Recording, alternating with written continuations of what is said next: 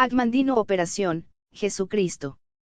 3 Antes de que hubiéramos terminado nuestras copas, el sonido distante de fanfarria de trompetas interrumpió nuestro brindis. José depositó su copa medio vacía sobre la charola, y dijo ansiosamente, ponte las sandalias y acompáñame, Matías. Te prometí mostrarte algo muy especial. Esas son las 7 trompetas de plata, ¿no es verdad? Pregunté. Suenan desde el templo, 4 veces al día, para anunciar que todos los fieles deben hacer una pausa durante un momento para orar y reflexionar. Has investigado muy bien, amigo mío. Ven. Al aproximarnos a una puerta que se abría sobre un largo pórtico cubierto de enredaderas, el anciano se volvió hacia mí, los ojos centelleantes con obvio placer. Hazme el favor de cerrar los ojos y dame tu mano para que pueda guiarte, y te suplico que no los abras hasta que yo te lo indique. Lo hice tal y como me lo pedía, y con mi mano en la suya caminamos lentamente hacia adelante. José, esto me recuerda a otros tiempos, le dije. Mi esposa y yo siempre acostumbramos seguir esta rutina con nuestros 2 hijos, cuando eran pequeños, en la mañana de Navidad. Juntos los guiábamos escaleras abajo hasta la sala y nos deteníamos justamente frente al árbol, rodeado de regalos amorosamente envueltos por Kitty. Las expresiones de sorpresa y alegría que aparecían en sus caritas cuando, finalmente, les decíamos que podían abrir los ojos, era nuestro mejor presente navideño. Con suerte, pronto volveremos a hacerlo, para nuestros nietos. Me sorprendes, Matías. ¿Cómo es eso? Que estés anticipando, aún ahora, la celebración del natalicio de Jesús, a pesar de tus dudas personales y de tus argumentos públicos. Bueno, en nuestro país, la Navidad ha llegado a convertirse en algo apenas más importante que cualquier otro día de fiesta. Ahora, las personas de cualquier fe se unen a la celebración, por lo menos en el intercambio de regalos.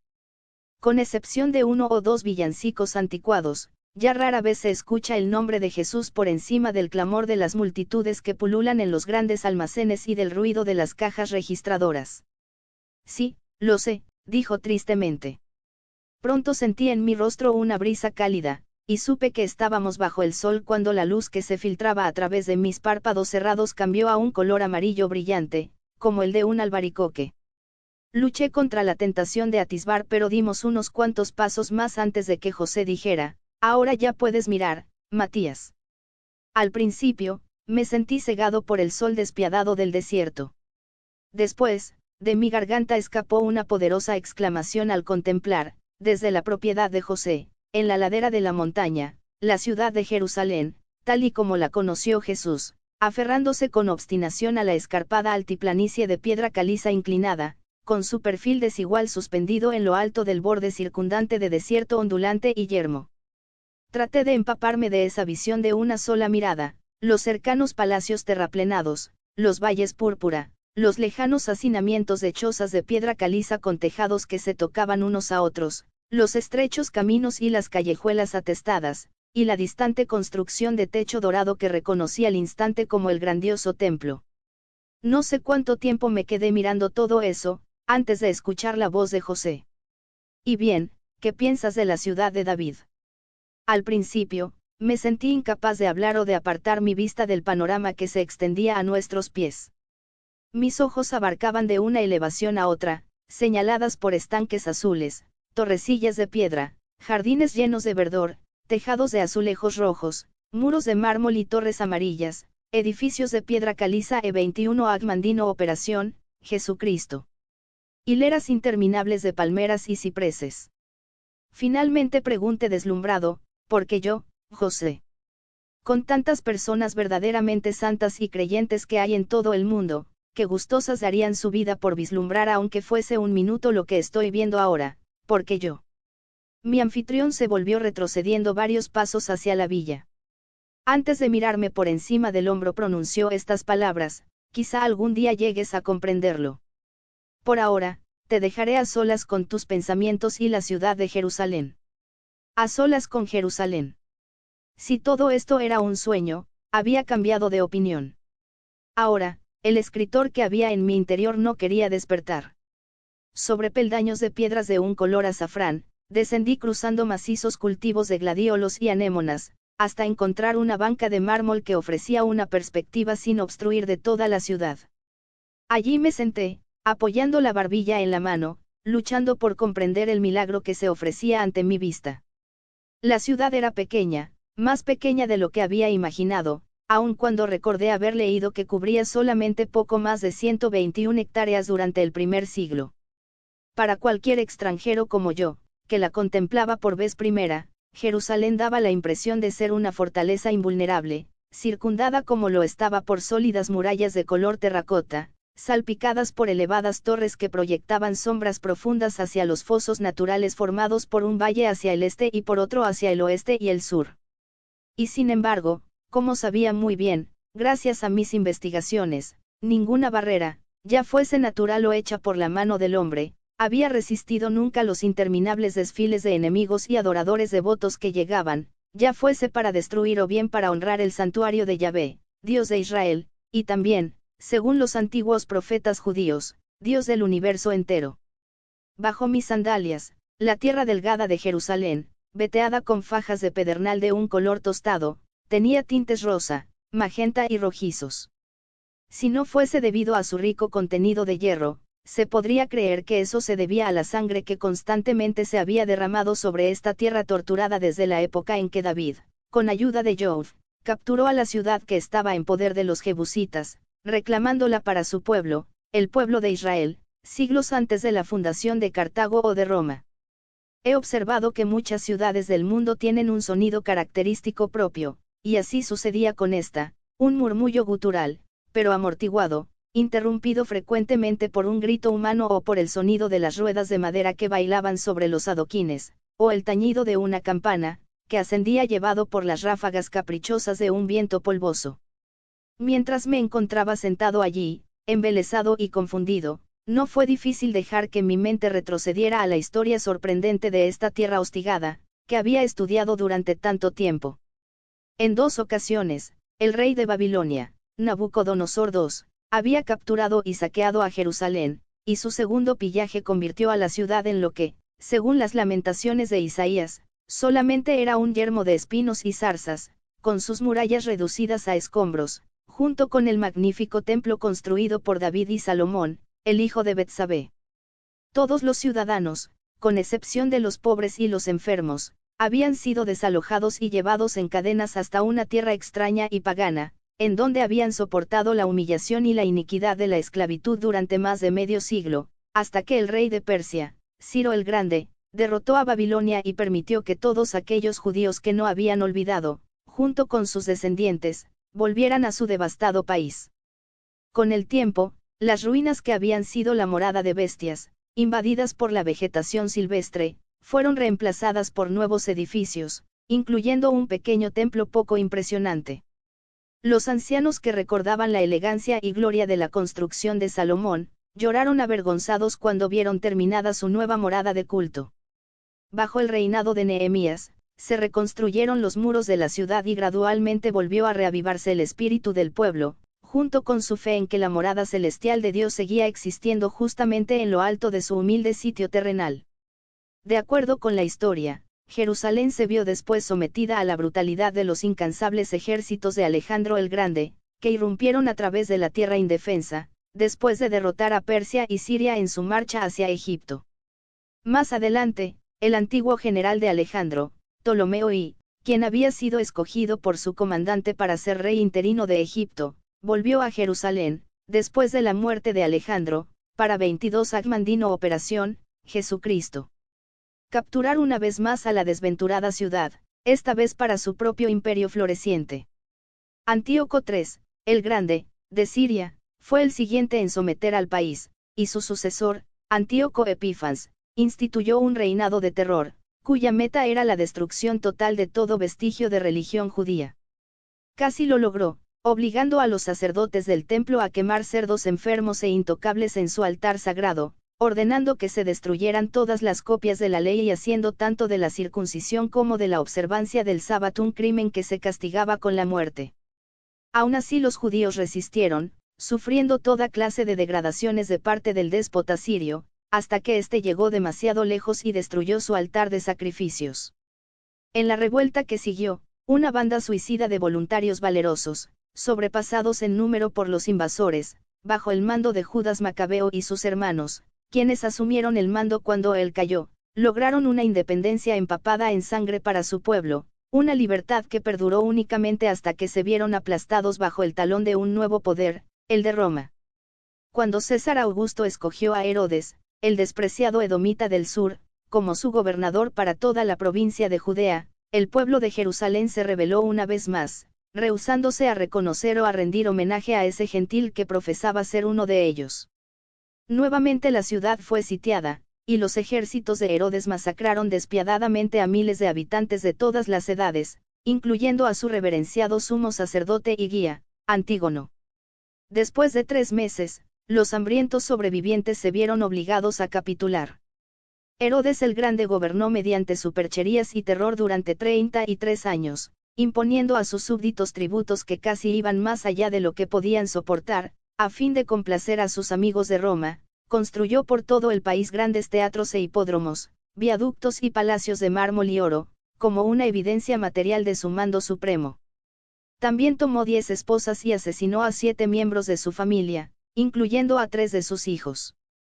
Como Herodes, según la observancia de la ley hebrea, se abstenía, cuando menos en público, de comer carnes prohibidas como la de cerdo, la broma común entre el pueblo hacía correr la voz de que era mucho más conveniente ser un cerdo en la corte de Herodes, y no un hijo suyo.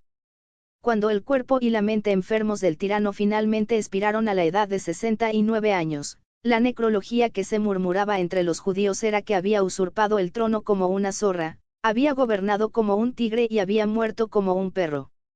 Uno de sus últimos actos infames, tan de acuerdo con su personalidad, fue dictar un mandato para que fuera pasado a cuchillo todo hijo varón menor de 2 años que viviera en la pequeña aldea vecina de Belén y sus alrededores. Habían llegado a sus oídos algunos rumores alarmantes de que había nacido uno que estaba destinado a gobernar al pueblo, tal y como lo había predicho la profecía judía. Ahora Herodes se había convertido en polvo, lo mismo que su amo, César Augusto, y Tiberio, el nuevo emperador de Roma, había dividido la pequeña nación entre 2 de los hijos sobrevivientes de Herodes y un gobernador o procurador romano, que en esa época era Poncio Pilato. Cada uno de ellos disfrutaba de considerable libertad para gobernar su territorio, pero los 3 estaban demasiado conscientes de que todas sus acciones siempre estaban bajo el escrutinio del poderoso gobernador de Siria, Lucio Vitelio. Siempre me había sentido fascinado con la personalidad de Vitelio, desde los primeros días en que comencé a trabajar en Comisión Cristo. Firme y capaz, desde un principio había sido él mi elección lógica de la clase dirigente que no hubiera dudado en nombrar un grupo de tribunos para llevar a cabo audiencias secretas a fin de indagar las actividades de cualquiera que amenazara la Pax Romana, aun las de un predicador crucificado originario de Nazaret y de sus seguidores, quienes, y lógicamente, aumentaban en número a pesar de la muerte de su maestro. Lucio Vitelio no solamente era el gobernador de Siria, sino también el funcionario de más alto rango de todo el sector oriental del vasto imperio romano. Desde su sede en Antioquía, estaba al mando de 4 de las 25 legiones romanas, y era responsable solamente ante Tiberio del mantenimiento de la paz y la estabilidad en Siria y a todo lo largo de sus fronteras, así como entre los 3 millones de judíos hacia el sur. Poncio Pilato, quinto procurador romano para las provincias judías de Judea, Idurnea y Samaria, no parecía estar demasiado preocupado por la amenaza creciente que presentaban para su autoridad las hordas de rebeldes en potencia que se multiplicaban con gran rapidez en Jerusalén y sus alrededores, las cuales ahora se habían bautizado a sí mismas con el nombre de cristianos. Por otra parte, su superior, Vitelio, dándose cuenta de que la 23 Agmandino Operación, Jesucristo, responsabilidad final del mantenimiento de la paz y el orden descansaban únicamente sobre sus hombros, no hubiera tenido escrúpulo en hacerse cargo de todo, a fin de enterarse por medio de una comisión elegida por él mismo de todo lo concerniente al fallecido Jesús y al supuesto fraude perpetrado por sus seguidores de que había resucitado. Después de una carrera larga y honorable, Lucio Vitelio había fallecido a consecuencia de una parálisis en el año 52-11. Afortunadamente mucho tiempo antes de que su único hijo, Aulo, se convirtiera en emperador de Roma el 2 de enero del año 69. Don Aulo no era la clase de hombre que fue su padre, y después de haber estado solo unos cuantos meses en el poder, las tropas de Vespasiano lo arrastraron por todas las calles de Roma y después arrojaron su cuerpo al Tíber. La voz de José me sobresaltó. ¿Qué es lo que encuentras tan divertido? El anciano se había acercado a mí por detrás tan silenciosamente que ni siquiera lo había oído llegar. Sacudí la cabeza. Simplemente he estado pensando en un emperador romano que fue arrastrado por las calles. José hizo un gesto de desagrado. ¿Y encuentras eso muy divertido, Matías? No, no, es solo en medio de lo absurdo de mi situación actual, puesto que ese suceso no tendrá lugar sino hasta dentro de 33 años si, como pretendes, este es apenas el año 36 donde realmente podría predecirle su futuro a ese joven, si llegara a conocerlo. Tú sabes, aconsejarle renunciar al imperio cuando fuera mayor, y mantenerse alejado de Roma. José ignoró mi nerviosa impertinencia. Eso es algo con lo que debes tener mucho cuidado, hijo mío, me advirtió. En posesión como estás del conocimiento histórico acumulado en 20 siglos, eres capaz de profetizar acertadamente el destino final de casi todos aquellos a quienes llegues a conocer, así como de predecir el futuro de esta ciudad. Debes ser sumamente discreto y precavido en la forma en que entrevistes a tus testigos. Un solo desliz al hablar, y el desastre sobrevendrá, arruinando tu misión. ¿Lo entiendes? Ahora puedo entenderlo, no he tenido mucho tiempo para pensar en ello. Me dio una palmadita en la cabeza. Lo comprendo. ¿Y bien? Preguntó, señalando con ambas manos en dirección a la ciudad, ¿es tal y como lo esperabas? Lo es, y mucho más. Ahora puedo comprender por qué los discípulos exclamaron, vean qué forma de piedras y edificios se encuentran aquí. Y sin embargo, José, todo me parece tan conocido. He estudiado tantos mapas y dibujos que muestran la Jerusalén de Jesús a fin de lograr que mi libro fuese lo más auténtico posible, que probablemente podría encontrar mi camino allá casi tan bien como tú. El anciano inclinó la cabeza, alzando ambas cejas. En verdad, que pedantes nos vuelve un poco de cultura. Vamos a ver qué tanto de verdad hay en tu alarde. Estoy seguro de que por la posición del sol poniente has podido deducir que esta villa se encuentra ubicada en la parte alta de la ciudad, cerca del ángulo suroeste. Ahora bien, al sur del punto en donde nos encontramos, al otro lado de la muralla, hay un valle muy profundo, como podrás ver. Dime, ¿cuál es su nombre? Sin vacilar respondí, el Valle de Hinnom, algunas veces llamado Gehenna o infierno, debido a que antaño en ese lugar quemaban a los niños en las ceremonias de sacrificios. Posteriormente, se convirtió en un basurero permanente, siempre envuelto en llamas. Excelente. Y, por supuesto, reconocerás ese magnífico edificio con su techo de oro y alabastro, ubicado en la cima de la colina, al otro lado de la ciudad. Por supuesto, es el grandioso templo de los judíos. Está situado en lo alto del monte Moría y fue el legado supremo de Herodes a un pueblo del cual jamás recibió amor ni respeto. Más de 10.000 ingenieros y 24 Agmandino Operación, Jesucristo. Obreros trabajaron día y noche durante las primeras etapas de su construcción, y casi 1 millar de sacerdotes recibieron preparación especial en el arte de la mampostería, de manera que únicamente sus santas manos tocaran el mármol y la argamasa que después dieron forma al altar y patios interiores sagrados. Mientras nos encontramos aquí, si este es el año 36 donde ya ha estado en construcción durante más de 50 años. 34 años después, a partir de ahora, y poco tiempo después de su terminación, será completamente destruido por Tito y las legiones romanas, después de haber ahogado la revuelta judía en septiembre del año 70 donde José parecía estar furioso. Matías, no debes hacer eso. Debes evitar cuidadosamente el abuso de tus conocimientos del futuro y hacer uso de ellos para profetizar. Eso te conducirá a la clase de problemas de los que no hay salvación. No pude resistirlo, y dije, Jesús también profetizó la destrucción del templo, y eso le acarreó algunos problemas. Las mandíbulas del anciano se endurecieron, me volvió la espalda y señaló, más allá del templo, en las afueras de la ciudad, hacia el oriente, hay una colina cubierta de árboles. ¿Cuál es su nombre? El Monte de los Olivos, y está separado de la ciudad por el Valle del Cedrón. Allí se encuentra el huerto de Getsemaní, el sitio en donde Jesús fue hecho prisionero aquel jueves por la noche, a la izquierda, al norte del templo y casi rozándolo. ¿Qué edificio es ese? Al fin en su voz había un tono de admiración. Volví la mirada en la dirección que me señalaba, y dije, esa monstruosidad originalmente llevaba el nombre de Baris, y fue erigida por los macabeos para defender la ciudad. Herodes la convirtió en un palacio suntuoso y le dio un nuevo nombre, el de Antonia, en honor de su poderoso amigo de otros tiempos, Marco Antonio. Ahora es una fortaleza romana, bajo el mando de Poncio Pilato, ocupada por tropas en un número aproximado de 1000, que son responsables del mantenimiento de la ley y el orden en este lugar. El cuartel general de Pilato se encuentra en Cesarea, pero normalmente viene a Antonia para la celebración de las fiestas judías más importantes, trayendo consigo tropas adicionales para hacerse cargo del número creciente de peregrinos que, por lo general, se dejan llevar por el celo patriótico durante sus festividades más sagradas. Sobre el pavimento de Antonia, en el amplio patio exterior, fue donde Jesús compareció ante Pilato para ser juzgado, la mañana de su crucifixión.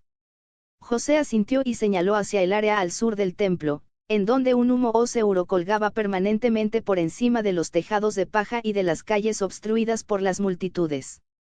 ¿Y cómo se llama esa sección? Es la parte baja de la ciudad, los barrios bajos, en donde 2/3 de la población de Jerusalén luchan simplemente para sobrevivir, en la misma forma en que los pobres han luchado en cada ciudad desde el principio de los tiempos. Es un sitio en donde prosperan la enfermedad, el crimen, el vicio y la violencia. Más de la mitad de los niños nacidos allí mueren en el momento de nacer, y muy pocos llegan a romper sus lazos con la pobreza, si es que logran sobrevivir, para cruzar esos puentes y, más adelante, convertirse en residentes honorables de la parte alta de la ciudad. Puedes ver ese valle que separa las partes alta y baja de la ciudad, y que corre de norte a sur. ¿Por casualidad sabrías cuál es su nombre? Me preguntó el anciano, observándome con curiosidad.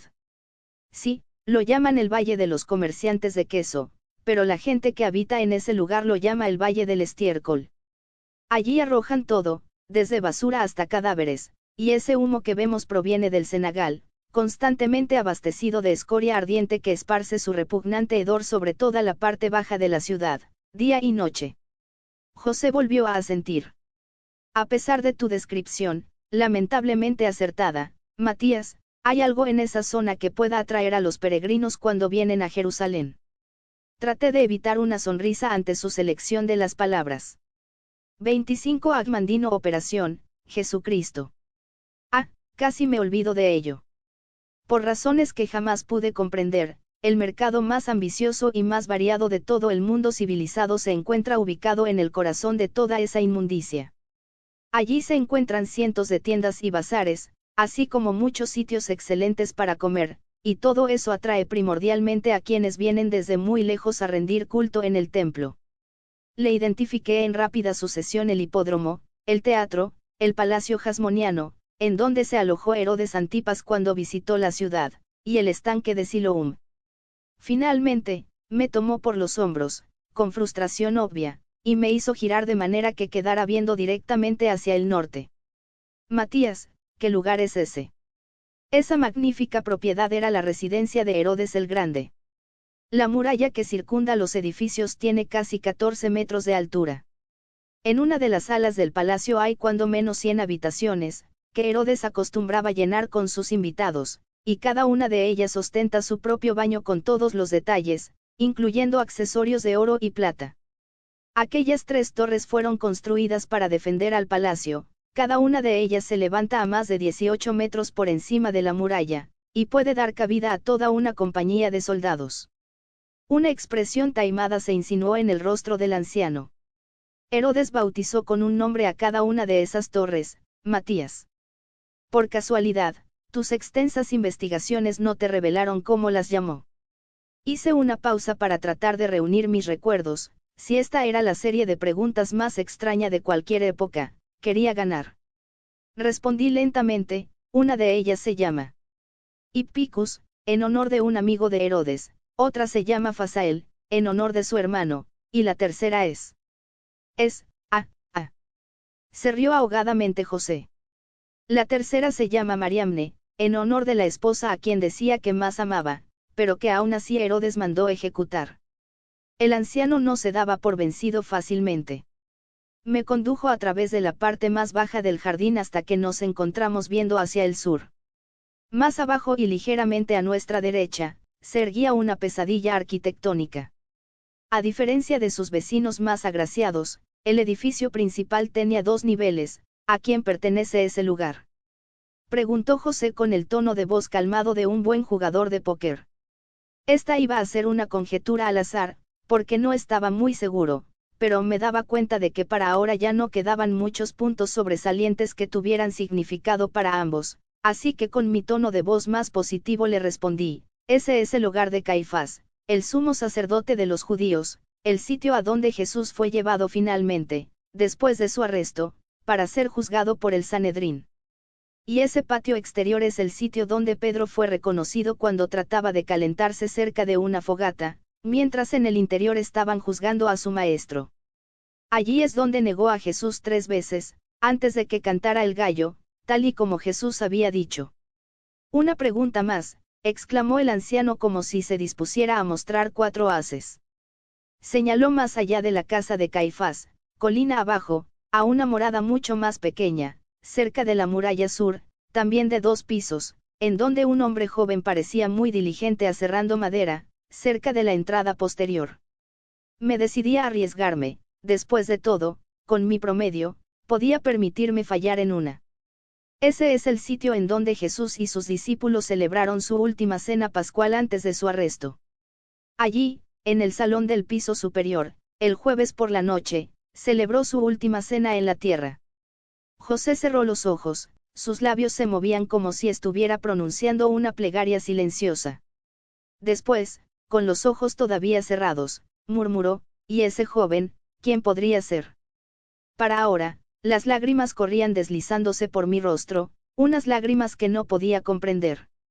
Pero sí sabía quién era ese joven. Habita en esa casa, en compañía de su madre, una viuda acaudalada, de nombre María. Pedro es su tío y 26 Agmandino Operación, Jesucristo. Más adelante en su vida, después de muchas pruebas y tribulaciones, escribirá la primera vida de Jesús. He leído sus palabras y padecido agonías al hacerlo cientos de veces, durante los últimos 20 años. Su nombre es Marcos, Juan Marcos. Nos abrazamos por primera vez y caminamos lentamente de vuelta a la casa, sin volver a pronunciar otra palabra. Después de terminada nuestra cena de perdices tiernas y lentejas, acompañada con una fría cerveza egipcia, pregunté: ¿qué haremos ahora, José? El anciano levantó ambas manos, con las palmas hacia afuera. Mañana comenzaremos. Pero antes hay varias cosas que deberás explicarme. ¿Cómo cuáles? El lenguaje, ¿cómo puedo hablar con todas esas personas? José se rió entre dientes. Igual que lo has estado haciendo conmigo, Matías. ¿No te habías dado cuenta de que hemos estado conversando en arameo, el idioma del hombre común en este lugar? Arameo. Y también puedes hablar griego y hebreo con fluidez y, por supuesto, el idioma de tu propio país. El inglés. ¿Para qué? ¿Quién puede hablar inglés aquí, cuando ese idioma ni siquiera existe todavía? No me refiero al inglés, respondió pacientemente. Por lo que concierne a todos aquí, tú eres un viejo amigo mío, un escritor de historia y prosa procedente de Roma. Por minutos todo esto se volvía cada vez más y más increíble. Puedo hablar arameo y griego, hebreo y latín. Cualquiera de esos idiomas al cual necesites recurrir en cada ocasión particular. En realidad, en la mayoría de los casos, bastará con el arameo y el griego, ambos son de uso común aquí. Y soy un amigo tuyo que ha llegado de Roma, repetí indeciso, y un escritor de historia y prosa. Estamos totalmente dentro de la verdad, Matías, me tranquilizó José. Tú ya eres un excelente escritor y tienes muchos libros en prosa, tu manuscrito durante largo tiempo inconcluso, Comisión, Cristo, ciertamente tiene que ver con la historia, créeme, las raíces de tu finada madre tienen su origen en donde ella decía, en Roma. ¿Y cómo vamos a explicar el motivo de mi estancia aquí? Muy fácilmente. Muchos nobles ciudadanos de Roma visitan este humilde lugar durante el curso del año, por lo general, en visitas de negocios relacionadas con mis caravanas de comercio. Para todos, tú estás aquí para investigar la historia del pueblo de las provincias orientales, y has venido a visitarme, porque tenemos amigos mutuos en la capital. Les explicaremos que tu historia también deberá incluir la vida de los grandes hombres de Israel, y que yo te sugerí que deberías incluir en tu obra la historia de Jesús.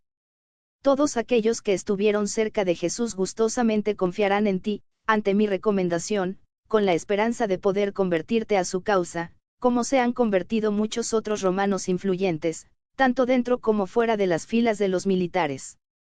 Y que haya cerca de Caifás, el sumo sacerdote de los judíos. José sonrió cínicamente. Como probablemente sabrás por tus trabajos de investigación, soy miembro del Sanedrín, y mis contribuciones anuales al tesoro del templo son de cierta magnitud. Él y sus subordinados estarán deseosos de conocerte, ya que probablemente sospecharán que eres un agente de Vitelio, o aún del emperador, que ha venido aquí con el subterfugio de escribir una historia, pero que en realidad vienes a estudiar las condiciones 27 Agmandino Operación, Jesucristo. Generales y las relaciones actuales entre ellos y Pilato. No escatimarán esfuerzos para mantener a Vitelio y a Tiberio satisfechos de que todo está tranquilo y bajo control. ¿Y qué hay de Poncio Pilato? Porque querría hablar conmigo. Por las mismas razones de Caifás. Se las ha arreglado para conservar su puesto aquí durante 10 años, gracias a su amistad con Sejano, que era el consejero más allegado a Tiberio, pero ahora Sejano ha muerto, estrangulado por órdenes del Senado después de haberse visto envuelto en un complot para dar muerte a Tiberio. El futuro de Pilato aquí se ha vuelto muy incierto, por no decir más. Ya ha dado varios pasos en falso, y está plenamente consciente de que los judíos no tendrán ningún escrúpulo en hacer caso omiso de su autoridad, dirigiéndose ya sea a Vitelio o directamente a Roma si se sienten maltratados. Pilato, al igual que Caifás, hará cualquier cosa por complacerte. Todo eso parecía demasiado oportuno, demasiado sencillo.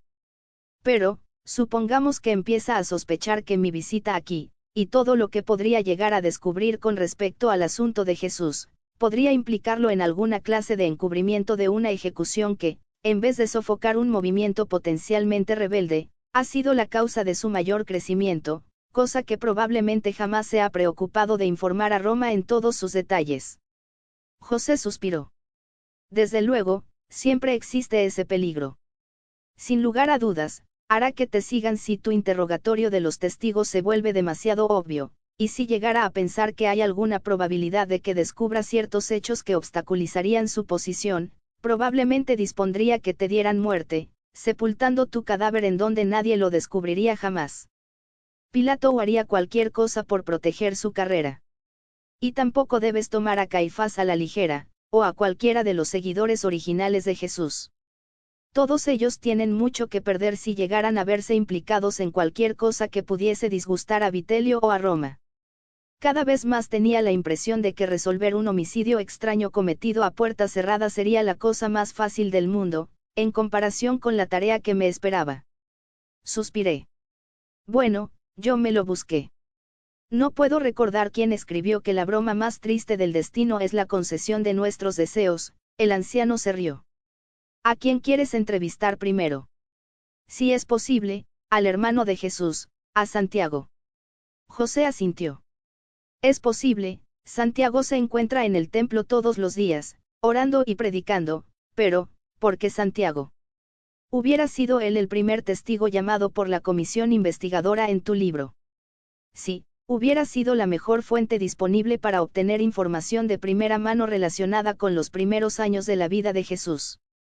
Como dije en el programa de Carson, si la comisión después llamaba a los demás testigos en el orden en que desempeñaron un papel primordial en la vida de Jesús, eso permitiría a Vitelio, o a mis lectores, si así lo quieres, avanzar a lo largo de las páginas del testimonio como si estuvieran leyendo una historia de principio a fin. Muy ingenioso. Eres muy amable, respondí, antes de darme cuenta de lo que estaba diciendo. Muy bien, Matías, entonces permíteme mostrarte tus habitaciones. Contarás con un asistente para prepararte tu baño, a fin de que puedas dormir casi con tanta comodidad como si te encontraras en tu propio lecho. El baño era sumamente lujoso, la habitación, acogedora y el lecho era algo más que cómodo. Aún así, no podía conciliar el sueño y, finalmente, abandoné mi mullido colchón para caminar de un lado a otro de la habitación hasta el amanecer. Muy pronto, dentro de unas cuantas horas, iniciaría una investigación cuyos descubrimientos posiblemente cambiarían el mundo. Nadie, ni siquiera el mismo Sherlock Holmes, hubiera podido pegar los ojos ni por un momento teniendo en mente esa posibilidad aterradora. 28 Agmandino Operación, Jesucristo. 4 era el ejemplar más grande de virilidad que jamás había visto.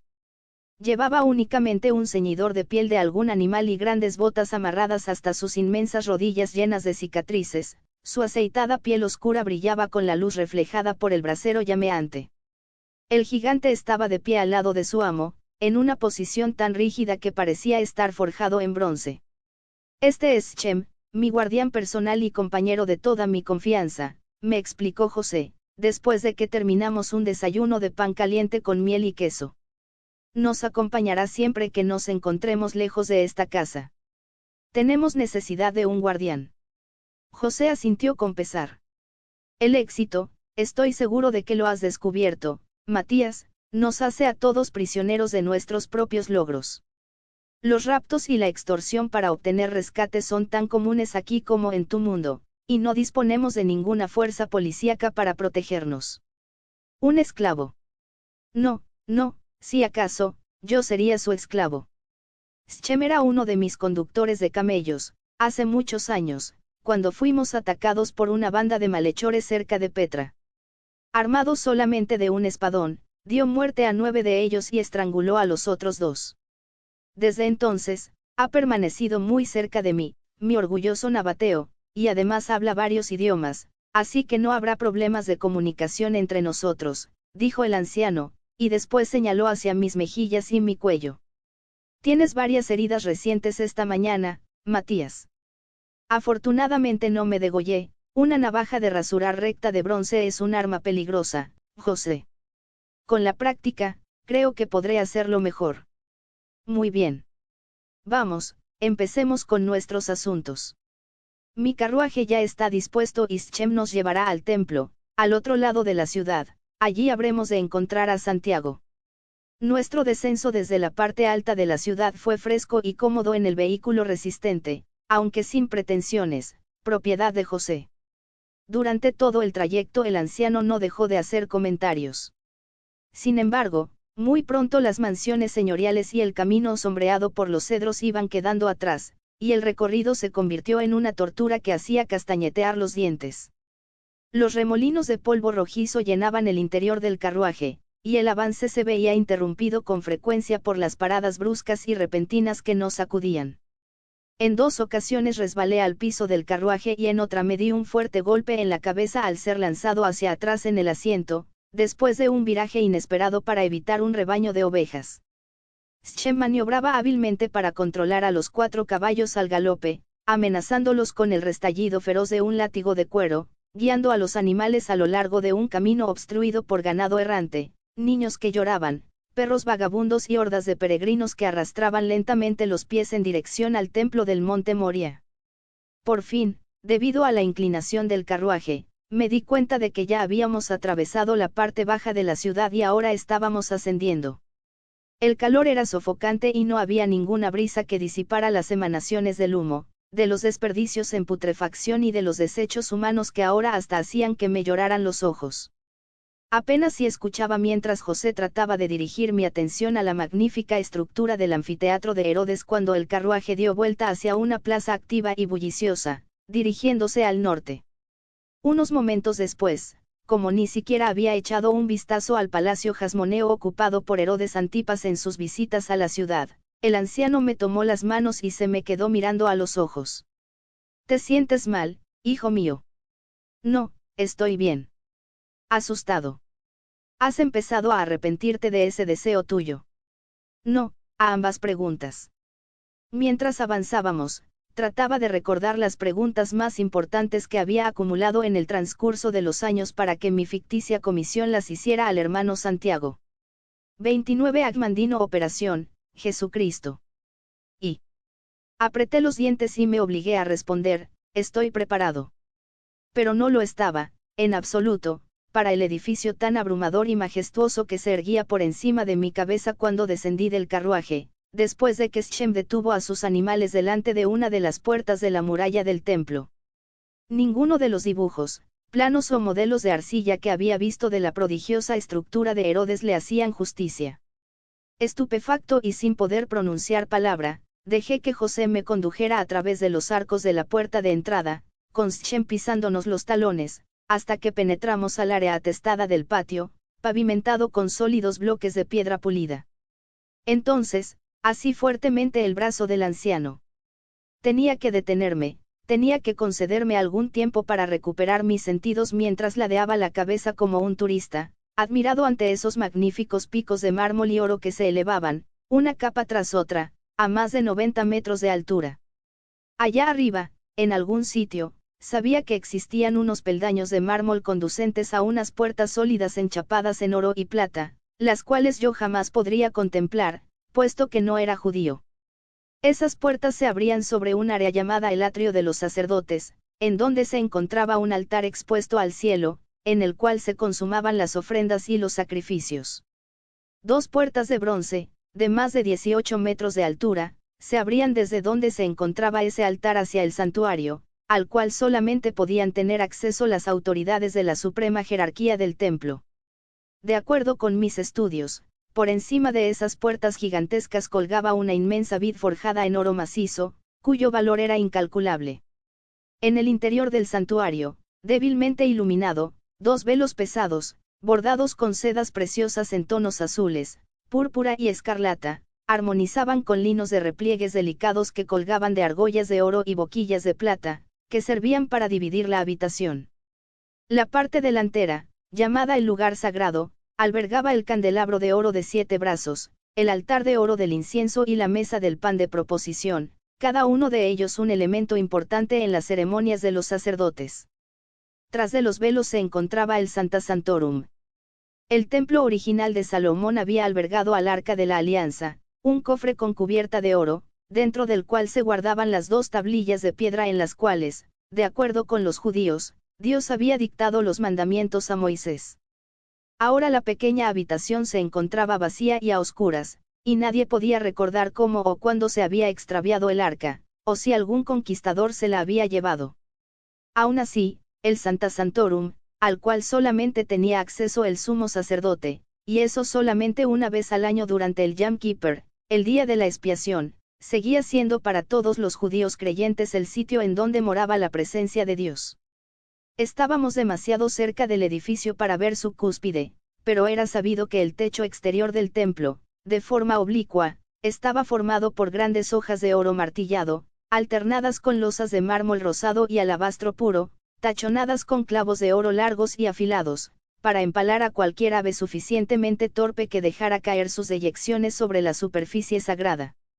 De un inmenso arco, fuera de la muralla y frente a la ciudad propiamente dicha, en otros tiempos Herodes colgó un águila enorme, hecha de oro, pero antes de su muerte sufrió la humillación de ver cómo bajaban de allí, para destruirlo, su vulgar tributo a Roma. José seguía poniendo a prueba mi conocimiento.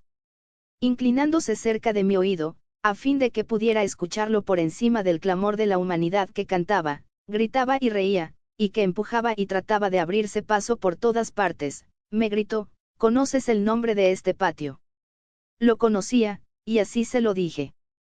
Este patio exterior, el patio de los gentiles, era tan espacioso que podía dar cabida a más de 300.000 visitantes, así como a incontables hordas de animales destinados a los sacrificios. Aquí se permitía la entrada a judíos y gentiles por igual, con libertad para reunirse, para negociar o simplemente descansar bajo la sombra de las grandes vigas de cedro, sostenidas por largas hileras de columnas de mármol de Corinto, algunas hasta de 4,5 metros de circunferencia, que rodeaban completamente el patio a todo lo largo de las 4 murallas de más de 305 metros de longitud.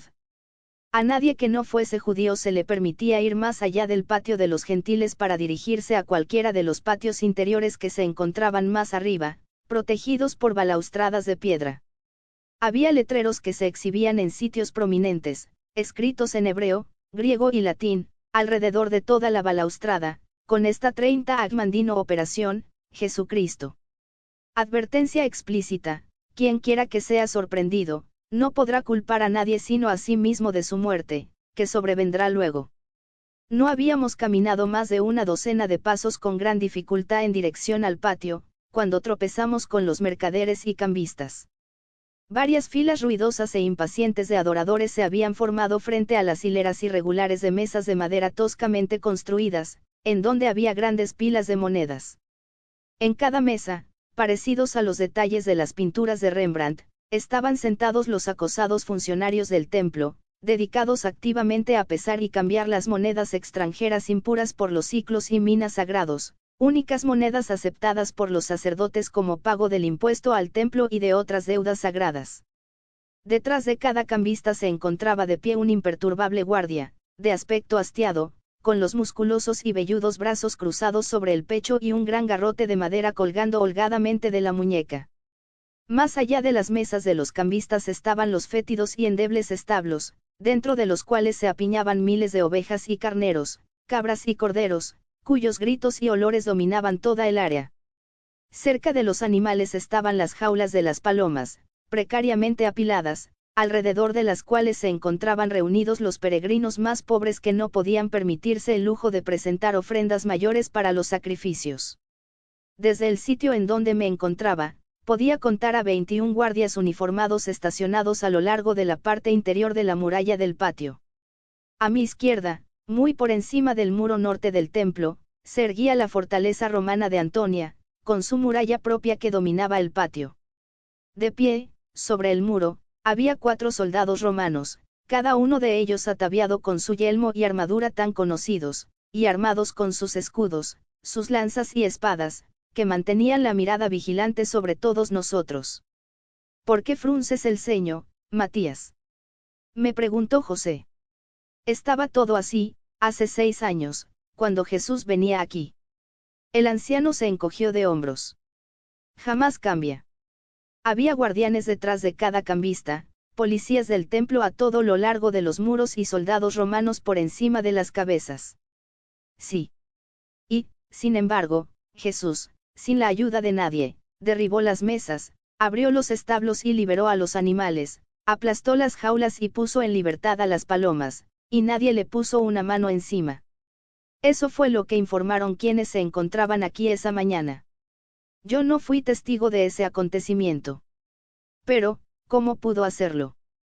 Si yo lo intentara, justamente ahora, en cuestión de minutos estaría inconsciente o muerto. José sonrió misteriosamente.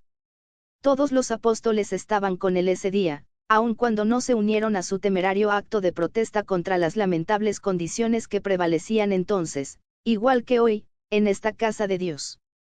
Guarda tus preguntas para ellos, y ahora, vamos a reunirnos con Santiago a fin de que puedas iniciar tu misión. Cuando José se volvía para guiarme, experimenté un impulso repentino. Permite que sea yo quien te muestre el camino, José. Su rostro moreno palideció. ¿Acaso tú sabes en dónde se encuentra Santiago? Así lo creo. A juzgar por la posición del sol, entramos al patio por el lado oeste, probablemente Santiago esté en algún lugar cerca del muro este, predicando u orando en el área llamada Pórtico de Salomón, que ve hacia el Valle del Cedrón. El anciano introdujo la mano en el interior de su túnica y se quitó del cuello el cordón de cuero con el amuleto de oro.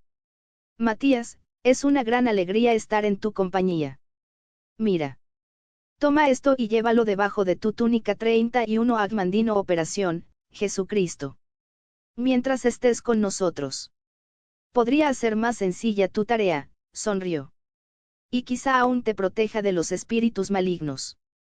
En el acabado toscamente martillado del amuleto se recortaba la figura de un pez, y sobre esa figura un trazo burdo de un ancla. Sobre el cuerpo del pez estaban talladas 5 letras griegas. Por lo que sabía, era uno de los primeros símbolos de los seguidores perseguidos de Jesús, un predecesor de la cruz que los cristianos adoptaron más adelante. ¿Sabes lo que significan esas 5 letras griegas, Matías? Sí, forman la palabra griega que significa pez. Sus letras también forman un acróstico con las iniciales de las 5 palabras griegas que significan Jesús el Cristo, Hijo de Dios, Salvador. Y el ancla. Ya me tenía, estaba seguro de saberlo, pero simplemente era incapaz de recordarlo, por lo que sacudí la cabeza negativamente. Con gran regocijo, José unió las manos como si estuviera orando, y las elevó hacia el templo en un acto exagerado de gratitud. Finalmente he logrado confundir a este brillante maestro de la historia y las palabras, después de todo, quizá pueda contribuir con una pequeña parte a sus esfuerzos, dijo. Después colocó ambas manos sobre mis hombros, se inclinó hacia adelante y murmuró, el ancla es nuestro símbolo de esperanza, esperanza de que algún día el hombre llegue a darse cuenta de que la verdad fue crucificada pero no destruida aquí, en Jerusalén, hace 6 años. Sopesé el amuleto en mi mano. Debe ser muy valioso, José, y agradezco tu generosidad, pero no puedo aceptarlo. Ahora no soy de los tuyos, ya no. Él insistió, de cualquier manera, acéptalo, puedes usarlo como un dije, como un amuleto de la buena suerte o, si así lo quieres, para complacer a un anciano. Froté suavemente mis manos sobre la superficie áspera, que se sentía cálida y dúctil, casi como si tuviese vida. Quizá resultara útil en algún apuro. Después de todo, algunos de esos cristianos primitivos eran personajes bastante rudos, y este podría ser mi pasaporte para escapar del peligro, si llegara a cometer algún error permitiendo que cualquiera de ellos sospechara que mi verdadero motivo era poner al descubierto a su maestro crucificado. Le expresé mi gratitud, pasé el cordón de piel por encima de mi cabeza y oculté cuidadosamente el signo del pez debajo de mi túnica, fuera del alcance de las miradas. Se esperaba su regreso en cualquier momento. Cada día, los seguidores de Jesús, cuyo número iba en aumento, se reunían bajo las columnatas sombreadas del pórtico de Salomón, a lo largo del muro este del patio del templo, orando y esperando. Muy pronto vendría en toda su gloria. Quizá el día de hoy. Por supuesto, Jesús vendría primero al templo. ¿Acaso el profeta Malaquías, hacía 5 siglos, no había predicho que el Señor a quien buscan vendrá de pronto a su templo? ¿Y a dónde iría Jesús, dentro del área del templo, de no ser al pórtico de Salomón, en donde con tanta frecuencia había caminado y enseñado, entre el pueblo? En mi ansiosa previsión por encontrar a Santiago, corrí alejándome de José, que con Sichem a su lado para protegerlo se había rezagado en sus esfuerzos por abrirse paso entre el populacho apretujado que se desparramaba hacia el área del pórtico, procedente de todas direcciones. Me detuve a esperar, a fin de impedir que me llevaran hacia adelante, aseguré mis pies con firmeza sobre el suelo recientemente humedecido por la orina de olor acre de los animales, extendiendo los codos para protegerme las costillas contra el flujo y reflujo de hombres y bestias. Los peregrinos cantando salmos, los sacerdotes orando, los hoscos soldados romanos, 32 Agmandino Operación, Jesucristo. Los inválidos en busca de caridad, las prostitutas toscamente pintarrajeadas y los incontables aldeanos burdos, que era obvio procedían de las zonas rurales, todos se unían produciendo un coro de sonidos y un calidoscopio de colores que aturdían los sentidos. Finalmente José llegó hasta mi lado, respirando con dificultad y apoyándose en el cuerpo cubierto de sudor de Sichem. Ve, Matías, jadeó, ve cómo esperan. ¿Cómo esperan a quién? Al Señor, a Jesús. Tenía que decirlo. ¿Por qué no los quitas de padecer? Tú, mejor que nadie, sabes que esperan en vano. Pretendió no escucharme. Debemos encontrar a Santiago cerca de la torre sur, gritó señalando la torre que se levantaba muy por encima de las columnas estriadas de mármol en la unión de los muros sur y este. Vamos. Finalmente llegamos a una muralla humana inexpugnable, la cual se rehusaba a abrirnos paso, y pude darme cuenta de que nos encontrábamos en los bordes extremos de la multitud reunida para escuchar a Santiago. Protegiéndome los ojos con las manos, me paré sobre las puntas de los pies hasta que pude ver una figura envuelta en un manto, cuando menos a unos 60 metros de distancia de nosotros, gesticulando violentamente, mientras caminaba de un lado a otro sobre una plataforma elevada. Aun cuando la multitud guardaba un silencio relativo, apenas podía escuchar algunos fragmentos de lo que decía: habéis condenado al justo, dándole muerte, y él no ofreció ninguna resistencia. Esperad pacientes, hermanos, la venida del Señor, preparaos, preparaos. El anciano tiró de mi túnica. Sígueme, hay una forma mejor, dijo, conduciéndome a un cubículo sombreado apoyado contra el muro sur, cerca del pórtico real, y alejado de la multitud. Su rostro se veía abochornado y respiraba con dificultad. Sentémonos aquí para descansar. Schem nos traerá a Santiago a su debido tiempo. Cerca de nosotros pasó una figura de elevada estatura, ataviada con una túnica azul, con campanitas minúsculas colgando de su borde, que tintineaban suavemente a cada paso. Saludó inclinándose respetuosamente en nuestra dirección, y siguió avanzando. ¿Un sacerdote del templo?, pregunté en voz alta. Sí, de una de las órdenes menores. Se necesitan más de 7000 sacerdotes para servir a Dios y a su pueblo en este templo, Matías. Burocracia, aún en este lugar. José se rió entre dientes. Ah, sí.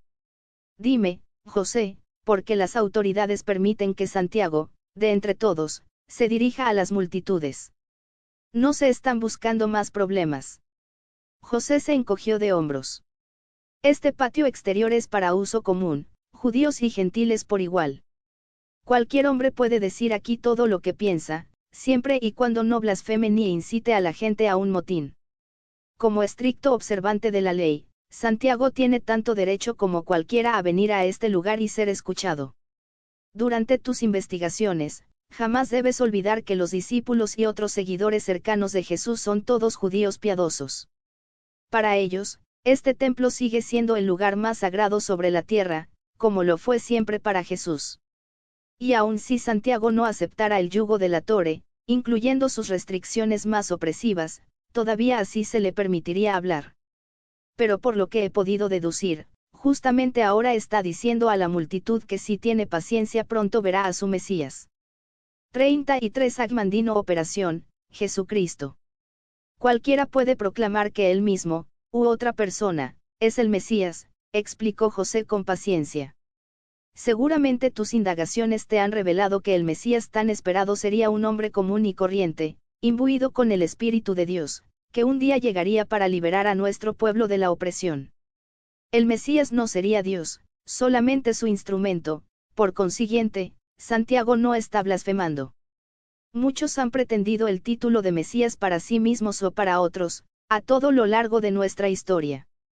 Aún ahora, aparece uno nuevo por lo menos una vez al mes, desvaneciéndose rápidamente en el olvido cuando sus hechos no van de acuerdo con sus palabras. Solo cuando uno de esos charlatanes autoungidos trata de organizar al pueblo en una rebelión contra nuestro organismo de gobierno, los sumos sacerdotes actúan con todo su poder, antes de que la cólera de Roma caiga sobre nuestra nación y los inocentes tengan que sufrir junto con los culpables. ¿Y qué hace Santiago? ¿Acaso no está promoviendo la causa de su hermano muerto en una forma que podría trastornar a la clase gobernante? Mira a esa multitud. Si estuviese organizada y armada, sería difícil controlarla, José suspiró.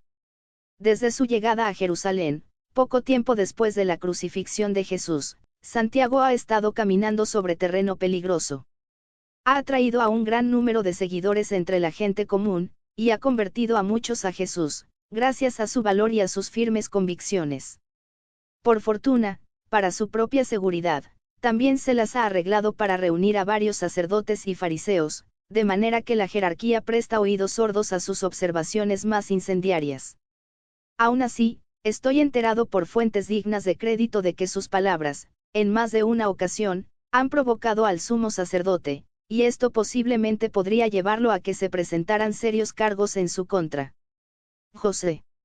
Nos interrumpió una voz áspera. José, mi querido amigo. Al escuchar su nombre, el rostro del anciano se iluminó y saltó de la banca. Yo hice lo mismo, sintiendo que las rodillas se me doblaban ante la figura apresurada que cada vez se aproximaba más, hasta que al fin me encontré frente a frente con el hombre a cuyo hermano yo había condenado ante el mundo como un fraude. 34.